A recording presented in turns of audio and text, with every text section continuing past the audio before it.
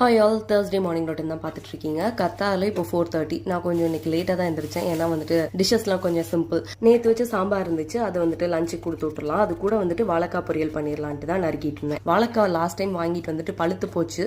அந்த மாதிரி இந்த தடவை ஆகக்கூடாதுன்ட்டு வாங்கிட்டு வந்த நெக்ஸ்ட் டேவே வந்துட்டு பொரியல் பண்ணி விட்டுலாம் அப்படின்ட்டு தான் பண்ணேன். நம்ம ஊர் நாட்டு வாழைக்காய்னா டக்குன்னு வெந்துடும். இது வந்துட்டு நேந்திரங்காய் அப்படிங்கிறதுனால ரொம்ப நேரம் எடுத்துக்கிச்சு. அப்படியும் வேகவே இல்லை, கொஞ்சம் கல் மாதிரி தான் இருந்துச்சு. அம்மா வந்துட்டு இந்த வாழைக்காயை 2 டைப்ல பண்ணுவாங்க. எனக்கு இந்த வெள்ளை பொரியல் ரொம்ப பிடிக்கும். இன்னொன்று மசாலா போட்டு பண்ணுறதுமே வந்துட்டு நம்ம சேனலில் ஏற்கனவே வீடியோ அப்லோட் பண்ணியிருக்கேன், போயிட்டு செக் பண்ணி பாருங்க.